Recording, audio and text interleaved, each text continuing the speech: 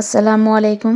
কেমন আছো তোমরা? আশা করি ভালো আছো। আলহামদুলিল্লাহ আমিও ভালো আছি। আমি আজকে তোমাদের রুই মাছের পাতলা ঝোল কীভাবে রান্না করে রান্না করে দেখাবো। তো আমি আগে থেকে মাছগুলোকে ধুয়ে পরিষ্কার করে নিয়েছি এবং এগুলোকে আমি লবণ আর হলুদ দিয়ে মেখে নেব। দেখো আমি হলুদ আর লবণ দিয়ে মেখে নিচ্ছি। এভাবে মাখার পরে আমি চুলায় প্যান বসিয়ে তেল দিয়ে এক এক করে ভেজে নেব। তোমরা চাইলে রুই মাছকে এইভাবে রান্না করে খেতে পারো, রুই মাছের পাতলা ঝোল।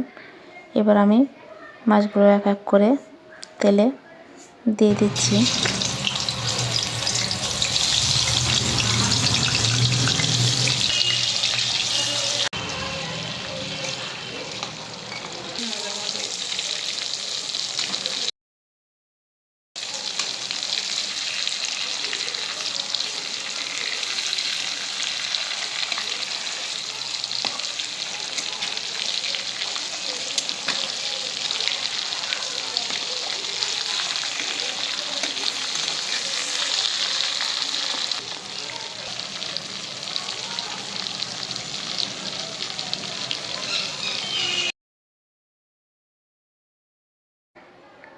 মাছগুলো আমার ফ্রাই হয়ে গেছে। আমি এক এক করে এগুলো উঠিয়ে নেব।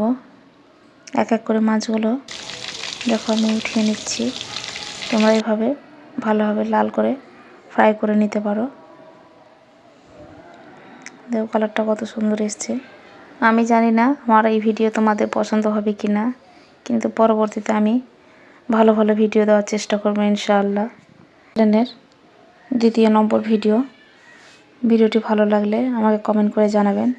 ভালো যদি নাও লাগে তাও কমেন্ট করে জানাবেন। আমি আপনাদের ভালো ভিডিও দেওয়ার চেষ্টা করব। আবার আমি মাছ ছেড়ে দিচ্ছি, তাকে এক এক করে আমি দিয়ে দিলাম। এইভাবে আপনারা ফ্রাই করে কাতলা মাছের পাতলা ঝোল রান্না করে নিতে পারেন। এই মাছটা অনেকটাই সুস্বাদু। এইভাবে ভেজে নিয়ে এক এক করে উঠিয়ে নিচ্ছি। দেখো কি সুন্দর কালার এসছে। এবার আমি ফিশ ফ্রাই হতে হতে ততক্ষণে আমি পেঁয়াজ ও রসুনকে ছিলে পেস্ট বানিয়ে নেব। এবং প্যানে মাছ ফ্রাই হচ্ছে, ফ্রাই হতে হতে আমার এই কাজটাও হয়ে যাবে। সেই জন্য আমি এক এক করে পেঁয়াজ রসুনকে কেটে ব্লেন্ডারে ব্লেন্ড করে নেব। আর কে কোথা থেকে দেখছো আমাকে একটু কমেন্ট করে জানাবেন। কমেন্টের মাধ্যমে আমি আপনাদের দেখো এইভাবে আমি কেটে নিলাম এবং এগুলো আমার অলরেডি কাটা হয়ে গেছে। এগুলো আমি ব্লেন্ডারে দিয়ে ব্লেন্ড করে নেব, পেস্ট বানিয়ে নেব। দেখো আমার পেস্ট বানাও হয়ে গেছে। এবার আমি এগুলোকে তেলে ছেড়ে এটাকে কষে নেব। আপনারা চাইলে খেতে পারেন, অনেকটা সুস্বাদু। দেখো কত সুন্দর কালার এসছে। এখানে আমি অল্প নুন, হলুদ আর রকমের যে আমাদের মশলা আছে সেটাকে দিয়ে দিলাম। সেগুলো এখন আমি এগুলোকে নেড়ে চেড়ে নিচ্ছি। দেখো কত সুন্দর কালার এসছে। এবার আমি এতে দুটো টমেটো কেটে অ্যাড করে দেব। এই টমেটোকে আমি কিছুক্ষণ কষে নেব। কষে নিয়ে আমি অল্প জল দিয়ে এই টমেটোকে আমি অল্প জল দিয়ে নাড়াচাড়া করে 10 মিনিটের জন্য আমি ঢাকা দিয়ে রেখে দেব। দেখো এইভাবে আমি ঢাকা দিয়ে দিলাম। আবার আমি 10 মিনিট পর ঢাকা উঠিয়ে দেখলাম তো দেখো আমাদের টমেটোটা গ্রেভি আকারে চলে এসছে। আমরা এখানে মাছগুলোকে দিয়ে একটু হালকাভাবে আলতোভাবে নেড়ে চেড়ে নিয়ে জল দিয়ে দেব। এবার আমি জল দিয়ে দিচ্ছি।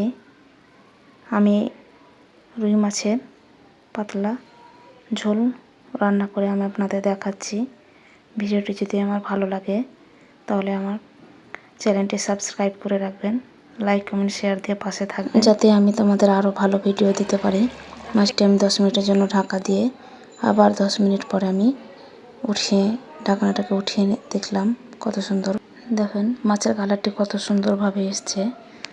আমি অল্প ধনে পাতা ছিটিয়ে দিলাম। দেখো কত সুন্দর কালার এসছে। ধনে পাতা দেওয়ার কারণে ফ্লেভারটা অনেক, স্মেলটা অনেক সুন্দর এসছে। আর আমার চ্যানেলটি যদি ভালো লাগে আমাকে লাইক কমেন্ট শেয়ার দিয়ে পাশে থাকবেন। আমি আপনাদের যাতে আরও ভালো ভালো ভিডিও আমি দিতে পারি। দেখো রুই মাছের যে পাতলা ঝোল রান্না করে আপনাদের দেখলাম কত সুন্দর কালার এসছে। আপনারা চাইলে এইভাবে বাড়িতে রান্না করে খেতে পারেন। আমার এই ভিডিওটি ভালো লাগলে সাবস্ক্রাইব করে পাশে থাকবেন। খোদা হাফিজ।